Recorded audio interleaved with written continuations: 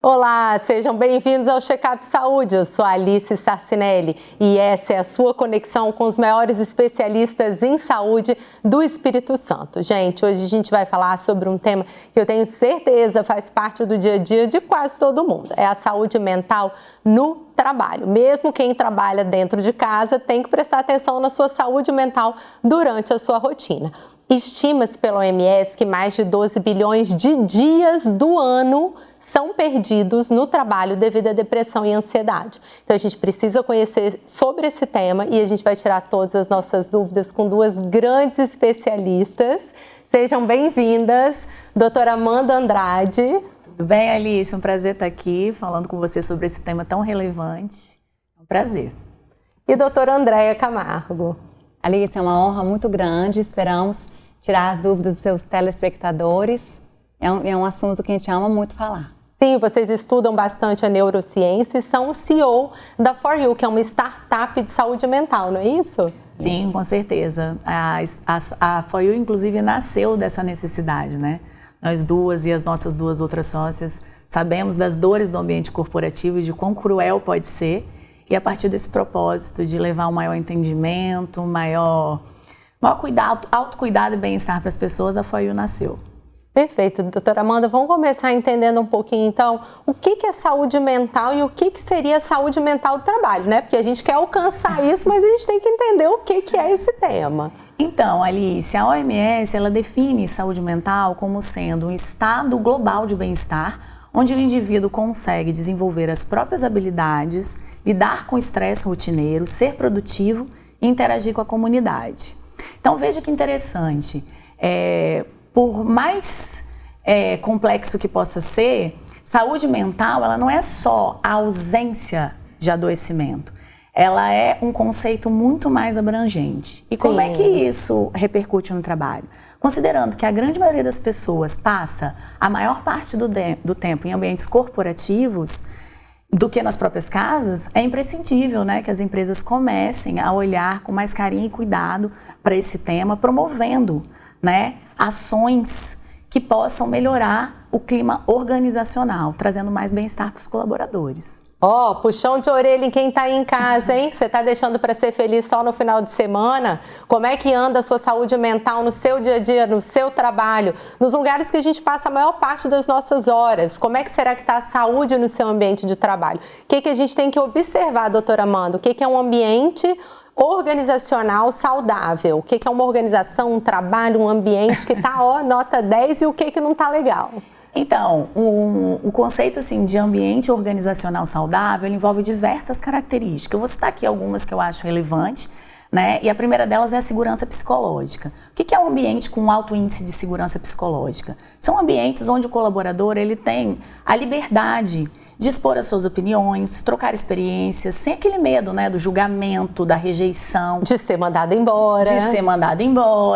Né? Infelizmente, a gente vive numa sociedade que foi ensinada que o erro é errado, que errar é errado, né?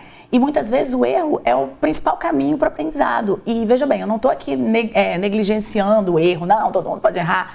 Eu acho que em ambientes onde existe essa segurança psicológica, é aí que está o pulo do gato. As pessoas sabem olhar para isso de uma outra forma, inclusive tirando o maior proveito dessa atitude errada, né? Mas vamos para o exemplo prático, né? Alguém errou, a menina tá lá na padaria, deu o troco errado, no final foi fechar o caixa não bateu, vamos descontar do salário dela. Isso estaria errado, como é que a gente pode lidar com isso, como é que se faz, como que na prática a gente aplica essa teoria? Então, na verdade é o seguinte, empresas com esse olhar, elas já agem diferente. Ao invés de simplesmente punir, esse erro vai ser utilizado perante uma reunião sobre a utilização de diversas ferramentas e mudança de mindset mesmo. Mostrar para a pessoa que ela precisa sim assumir responsabilidade sobre aquela ação, precisa sim, eventualmente, procurar formas de reparar, mas principalmente tem que demonstrar o que foi que ela aprendeu. Então você veja que é uma diferença muito grande de você simplesmente punir. E isso que traz só o medo, né? Você trabalha com medo, com tensão, a tendência é você errar mais ainda. E Alice, é impressionante como isso promove aprendizado, promove um ambiente de inovação. As empresas só têm a ganhar, mas é o que eu falei, é uma mudança completa de cultura, de mindset. Outra característica muito interessante de ambientes organizacionais saudáveis são ambientes com maiores índices de empatia. Né? Que é empatia? Que é isso? Essa palavra está na moda. Tá na moda. Na verdade, são ambientes onde aquela competitividade muito própria, né, do mercado de trabalho não te esmagam. Né? São ambientes onde você sente que ali você pode contar como um time realmente, que está ali alinhado num propósito em comum. Né? Isso, assim, em relação a clima, em relação a bem-estar do colaborador, é muito importante. E outra coisa que eu acho assim, fundamental falar é aquele colaborador estar alinhado com a cultura da empresa. E o que isso quer dizer? É ele saber o que ele está fazendo ali. É ele ter a consciência do valor da função que ele exerce. Muitas vezes, nenhum deles tem. Bate o ponto para entrar, bate o ponto para sair, nem sei o que eu estou fazendo aqui dentro. Alguém me mandou fazer alguma coisa, eu tenho que cumprir e metodicamente pagar meus boletos. E é isso, gente, pagar boleto é muito importante, mas você viver com um propósito é sensacional. Até porque às vezes dia 5 o dinheiro já acabou, né, gente? Vamos ser sinceros, já pagou todos os boletos, tem mais aí 25 dias pela frente do mês. A gente tem que ter um propósito, então, doutora, para poder conseguir levantar da cama, buscar aquele ânimo, claro, seria isso? Sem dúvida nenhuma, e pesquisas já mostram isso, assim, recorrentemente. E tudo isso que eu estou te dizendo aqui tem nome e sobrenome. Isso é um conceito chamado Employee Experience, ou experiência do colaborador, que muitas empresas já estão investindo pesado. Que são o quê? São ferramentas que promovem justamente esse clima organizacional de maior bem-estar. E aí, com isso, você gera o quê? Você vai gerar, além da prevenção do passivo de adoecimento, colaboradores muito mais produtivos e engajados. Então, ó, empresa que ainda não acordou para isso, tá na hora de acordar. Perfeito, porque eu fico imaginando que isso também deve começar lá nas escolas, né? Porque a gente já é punido desde a época da escola. Então, eu acho que o primeiro lugar onde deveria se mudar, né, essa forma de pensar é: eu vou punir ou eu vou fazer o aluno entender o porquê que ele não atingiu aquele objetivo? E isso depois ser colocado em prática no mercado de trabalho também, com certeza, né? E algumas escolas também, a gente já vê implementando essas práticas, né, de inteligência emocional, que a gente vai falar mais um pouquinho aqui depois. Eu acho que tudo tem caminhado para isso, sabe? E esse é um movimento muito interessante que está crescendo bastante. Doutora Andréia, vamos falar um pouquinho de números, que a gente aqui também adora saber o tamanho do problema, né? Fala pra gente os números da saúde mental, do que mais se adoece no trabalho? Então, Alice, os números são infelizmente alarmantes. Eles pioraram depois da pandemia. O Brasil, foi feita uma pesquisa em 11 países, com Estados Unidos, China, Índia, Espanha, Turquia. E o Brasil, infelizmente, ficou com a maior taxa de ansiedade e de depressão. Então, se falarmos de auxílio doença, excetuando o auxílio acidente, o maior número de doenças mentais vem pelos episódios depressivos ou ansiedades em geral, como síndrome do pânico, por exemplo. Aí as pessoas deixam de trabalhar ou são afastadas do trabalho por essa causa, em grande número no país? E sim, por essa causa. E seguidos desse transtorno de episódios depressivos estão os outros transtornos, em 18%. Então tem 30%, depois 18%. Isso significa que grande parte das doenças no trabalho advém das doenças mentais.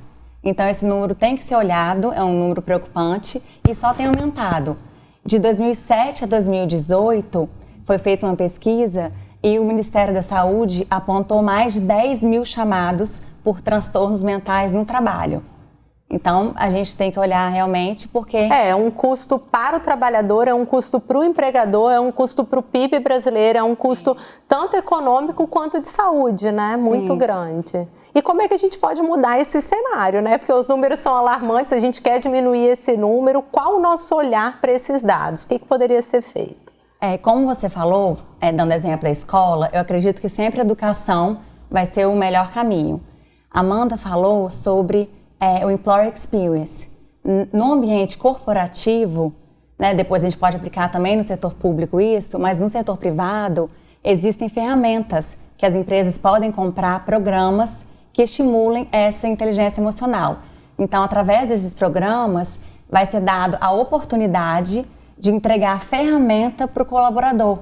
Então, ele vai ter o conhecimento para poder mudar um hábito mental ruim que ele tenha ou um hábito físico. Porque, graças a Deus, Alice, nosso cérebro, ele pode ser treinado. Então, a gente tem esperança. Existe uma prevenção desses distúrbios mentais. Porque eu fiquei pensando, né? Parece coisa de empresa grande, só vou conseguir implementar isso se eu for um grande empresário, se eu tiver muitos funcionários. Eu ali no exemplo que eu dei da padaria, né? Tem uma pequena padaria, tenho 8 funcionários, tenho uma loja. Isso pode ser implementado e eu posso ter resultado em pequenos ambientes corporativos também? Ou isso é coisa de grande empresa? Valor, toda essa parte de saúde mental? Então, geralmente, as grandes empresas já têm essa cultura que a Amanda falou. Eles já têm a oportunidade, né, já foram despertados para esse conhecimento de investir nessa cultura do trabalhador. Mas seus telespectadores agora, já tendo esse conhecimento, podem sim buscar, a partir de um funcionário, já ter essa visão de entregar para ele essas habilidades. Tem muita ferramenta disponível para pequenas, médias, grandes empresas. Eu acho que o principal é mudar realmente a cultura em relação a esse olhar, entendeu? Por que a maioria das grandes empresas já tem? Porque elas já perceberam que é investimento fazer isso. Felizmente, as pequenas, às vezes, médias e pequenas empresas ainda acham que isso é custo, que isso é gasto e não investimento. E como a gente já viu aqui, é retorno certo, ainda mais na conjuntura atual, onde a saúde mental é um tema extremamente importante e que tem afastado diversos trabalhadores. Né? Adoece cada vez mais. Eu acho que o home office, né, colaborou também com isso, doutora? Eu acho que tudo, né? O contexto geral foi muito pandêmico, o afastamento das pessoas, tudo isso contribuiu demais. Mas são dados que já existiam, só vieram a piorar e aí despertar realmente a necessidade de se olhar melhor para tudo isso que está acontecendo. A era da internet também, Alice, trouxe um acesso muito grande às informações, né? Nós somos diariamente bombardeados a várias informações, então tudo isso aumenta a pressão, aumenta a autocobrança, então aumenta ainda mais. E existe alguma vantagem para as empresas que aderem a esses programas de capacitação dos seus colaboradores, baseados em saúde mental? Então, a OMS já fez uma pesquisa e eles viram que a cada $1 investido em saúde mental do trabalhador, há um retorno de $4. Então, isso é realmente um retorno que a empresa tem de saber que o dinheiro que ela investir vai ser retornado em benefícios. E quais seriam esses benefícios? Por exemplo, já teve uma pesquisa pelo Instituto do Trabalho dos Estados Unidos, onde eles pesquisaram que em 2018 foram gastos $600 bilhões em turnover, né, que é chamada rotatividade.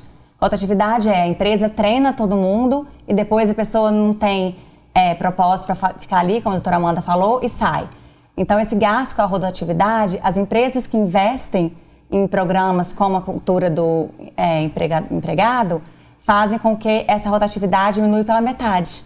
Então, existe também esse benefício indiretamente, onde há esse retorno. Você consegue reter mais as pessoas na sua empresa. Retenção de talento, diminui do absenteísmo. E aí eu acho que é um outro retorno que muitas vezes é implícito, mas que é totalmente perceptível para aquelas empresas que já investem nisso, é o fato dos trabalhadores estarem 100% mais engajados e mais comprometidos. Isso é resultado, gente. Isso tem a ver com aquelas empresas que colocam puff, salão de beleza, tem empresa que põe jogo de sinuca. Isso aí a gente está pensando assim, num nível máximo do employee experience. Olhar ali para Google. A gente isso aí você está pensando em hubs, né, de inovação, são todos muito assim. Agora, a gente não pode ficar só com essa mentalidade. Employee experience é para todo mundo. Não é só do espaço, não é oferecer só uma mesa de sinuca ali para todo mundo jogar. E como a gente falou no início, qualquer um tem acesso hoje. Hoje as ferramentas de employee experience estão aí. Basta você mudar o seu mindset e querer realmente investir nisso, porque é um investimento. Agora eu fico pensando, né? Às vezes as empresas vão investir, mas precisa do colaborador querer participar. Vamos falar um pouquinho sobre isso, sobre a importância da adesão e como que a gente consegue isso na empresa, a adesão do colaborador, ela é importante? A gente tem que deixar claro que a empresa pode e deve sim investir nessas ferramentas, mas o protagonismo é sempre do colaborador, é sempre do indivíduo, porque você aumentar níveis de bem-estar e níveis de maior satisfação com a vida, sempre vai depender de você. E isso requer o quê? Muitas vezes um comprometimento, né? Um comprometimento que envolve mudança de hábito, né? Que envolve renúncia. E vamos combinar que nem todo mundo quer, né? Então não adianta também colocar essa carga somente nas empresas. Por quê? Porque o colaborador precisa também estar comprometido nesse propósito. Doutora Andréia, a senhora também é advogada, né? A senhora tinha falado um pouco sobre essa questão do absenteísmo. Faltar ao trabalho por questão de saúde mental. Acordei hoje não me sentindo bem, a gente falou que esses números são muito altos. A pessoa que está se sentindo deprimida, que está se sentindo estressada, ela pode faltar ao trabalho? Então, a falta ao trabalho é um direito de qualquer trabalhador. Agora, ele vai ter o desconto no seu salário? Ele vai ter o desconto no salário se ele não apresentar um atestado médico. Então, ele procurando um médico, um pronto-socorro, qualquer hospital, né? Às vezes a empresa tem plano, ele pode conseguir o atestado e então não ter o seu salário descontado. Então, a falta pela doença mental ou qualquer episódio depressivo pode ser, sim, abonada. E a questão do afastamento definitivo, como que ela acontece, né? A gente viu, a senhora trouxe esses números de muitos afastamentos do mercado de trabalho por problemas de saúde mental, depressão entre eles, ansiedade também. Como que acontece esse afastamento definitivo? É a empresa que arca com isso? O funcionário deve acessar quem? Ele deve ter passado por um médico? Conta um pouquinho dessa trilha pra gente. Então, o funcionário, se ele faltar durante 15 dias, será o empregador quem irá arcar com esse pagamento. A partir do 16º dia, ele fica afastado pelo INSS. Então, o empregador não passa mais custear essa ausência dele e ele vai fazer o tratamento, ele vai buscar o médico, vai fazer perícia pelo INSS e fica afastado 1 ano, 2 anos, enquanto o INSS achar, né, que existe as perícias que ele tem que sempre voltar e constatar a doença dele, achar necessário. Na volta, né, quando ele estiver apto ao trabalho, ele passa pelo médico do trabalho da empresa, estando tudo ok, ele volta ao trabalho normal. Doutora Amanda, independente do trabalho, vamos dar dicas aí para quem está nos assistindo, como que a gente pode melhorar a nossa saúde mental de uma maneira global, sem separar agora trabalho de casa, de final de semana, que ferramentas a gente pode utilizar para tentar melhorar a nossa saúde mental? Quem está em casa se identificando, se sentindo deprimido, se sentindo cansado. Gente, eu já acho que nasce mãe e nasce cansaço, eu acho que os pais estão nesse também, o trabalhador junto, dá algumas dicas aí para todo mundo. Então, Alice, eu acho que a gente tem que começar do começo, né? Quem ainda não entendeu que implementar uma rotina de atividade física é só ter ganhos, ainda não entendeu nada. Então, vamos começar pelo básico. Tem que se exercitar. Tem que se exercitar, toda semana é isso aqui, gente, no check-up de saúde. Não tem escapatória, tá? Não adianta. A atividade física, ela promove uma série de liberação de neurotransmissores. A gente libera serotonina, que está diretamente ligada ao humor. Nosso sistema dopaminérgico, que é ligado à recompensa, prazer, também é ativado.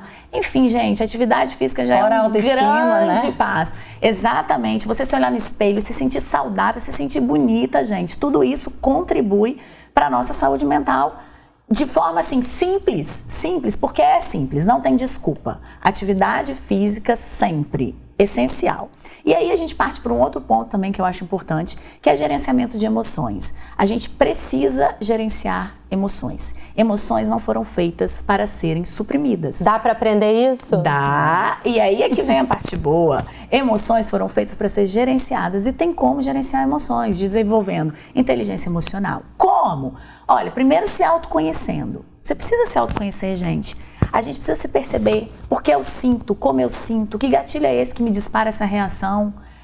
Isso é autogerenciamento de emoção e isso é treinável. Você consegue desenvolver inteligência emocional através de ferramentas que a gente pode dizer terapia, né? Existem vários cursos que desenvolvem isso por aí. Meditação, outra coisa que a gente precisa desmistificar. Gente, presta atenção, meditação não é só para os monges do Tibete, não. Não, todo mundo pode aprender a meditar. Todo mundo, meditação é para todo mundo. Tem uns memes aí, né? Eu meditando. Mas é prática, é uma prática e como toda habilidade tem que ser praticada. Então assim, meditação precisa também ser desmistificada. Meditação já está provado, ela mexe com a estrutura do cérebro, ela fortalece o córtex pré-frontal, que é essa parte responsável pela nossa tomada de decisões, diminui a reatividade das amígdalas, que fazem parte do sistema límbico, onde processa as emoções, enfim, gente, meditação é vida. E tá aí, disponível para todo mundo, tá? A internet está cheia, aplicativo, não tem desculpa também. Doutora André, e rapidamente, porque estamos quase chegando ao final, explica mais um pouquinho sobre inteligência emocional, que muita gente ainda não consegue entender esse termo.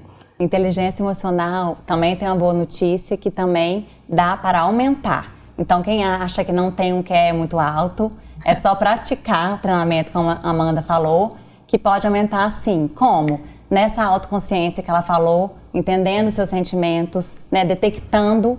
Ela falou do gatilho. Por que eu fiquei com raiva? Ser uma mãe que grita menos, ser uma esposa mais compreensiva, ser um marido que é mais compreensivo. Tudo isso é treinável. Porque o conflito sempre está na gente, não está no outro. Então a gente vai reagir àquilo que a gente não gosta da gente. Então quando a gente tem essa autoconsciência, a gente consegue enxergar e falar, peraí, não tá lá, tá aqui. Então deixa eu sentir, vou aprender. Então autoconhecimento é essencial. Depois nós passamos para o autocontrole, que não adianta você conhecer sem controlar. Então você começa a respirar, né? Existem vários exercícios também. Depois, a consciência coletiva, que é essa empatia, você se colocar no lugar do outro, né? Por que o outro agiria desse jeito? E se fosse eu? E em último lugar, a gestão dos relacionamentos. Quando você consegue dominar tudo isso, você melhora com a sua família, no seu trabalho. Então é tudo possível de ser treinado. Nosso cérebro é treinável. Gente, e saúde mental no trabalho também é um problema para os trabalhadores da área da saúde. Eu garanto que muitos médicos, dentistas, profissionais que têm que, inclusive, além de atender os pacientes, gerenciar o seu próprio negócio, passam por alguns perrengues aí. O Sebrae agora está ao lado dos profissionais da saúde do Espírito Santo, mais do que nunca, e lançou um programa Acelera. A gente esteve lá, cobriu tudo e vou mostrar agora para vocês um pouquinho do que o Sebrae está trazendo e transformando para os profissionais de saúde, para as pequenas e médias empresas aqui no Espírito Santo. Confira comigo. É chegada a hora de conhecer o Acelera, programa do Sebrae de aceleração dos negócios no Espírito Santo. E o setor da saúde está incluído nessa. Vamos conhecer. O Sebrae chega para atender essa área da saúde. É uma expectativa que nós tínhamos de construir um bom produto para que a gente pudesse colaborar com o desenvolvimento de todas as empresas, micro e pequenas empresas da área da saúde. E hoje estamos aqui lançando esse produto da área da saúde junto com todo o programa Acelera, que é uma experiência importante do Sebrae de desenvolver de fato boas técnicas, bons produtos, boas consultorias para ajudar todos os segmentos que precisam do apoio do Sebrae no seu desenvolvimento. Então, a área da saúde, para nossa felicidade, está nesse programa pela primeira vez no Sebrae, de uma forma organizada, robusta, e nós queremos entregar valores para esse setor. Jéssica, explica pra gente como é que vai ser o apoio do Sebrae ao segmento da área da saúde. Doutora Alice, a gente está lançando a Trilha da Saúde voltada para profissionais da área de saúde. São eles médicos, dentistas, fisioterapeutas, empresários de clínicas no geral voltadas para o setor de saúde. A gente vai ter uma consultoria voltada para monitoramento de indicadores, né? Que é fundamental para que os empresários tenham resultados, tenham mensuração, tenham entendimento sobre os dados da sua empresa, né? E a partir disso, melhor gestão. Também vamos oferecer nessa trilha um curso chamado Gestão para Profissionais de Saúde, que vai ser ofertado de maneira online por uma empresa especialista em saúde com foco em gestão. Então vai haver módulo de transformação digital na saúde, clientes, finanças, planejamento e muito mais. A medicina também é uma empresa, né? E a gente precisa saber lidar com isso, né? como marcar as consultas dos pacientes, como cobrar. Médico não sabe fazer isso. Então, acho que vai ser fundamental e de grande valia. Essa formação, a gente não sabe nada sobre gestão de consultório, sobre atendimento ao cliente, sobre marketing, se a gente não contar com as parcerias como a do Sebrae, para ensinar a gente um pouquinho mais sobre isso, sobre gestão, sobre captação, sobre marketing, sobre bom atendimento, a gente vai ficar para trás. É isso, assim, uma alegria imensa, né, de ter propiciado, oferecido aos empreendedores do Espírito Santo, né, porque a gente transmitiu isso para as nossas regionais todas, aí espalhadas pelo Espírito Santo afora, né, esse mais que um evento, né, esse encontro de trabalho, onde a gente ofertou aqui para os nossos empreendedores o programa Acelera, para acelerar os negócios, os pequenos negócios do Espírito Santo, né? E a palestra do Ale Costa também fechou com chave de ouro, né? Ele contando a história dele, mostrando as dificuldades que ele enfrentou, a maneira como enfrentou as dificuldades, porque não é fácil ser empreendedor no Brasil.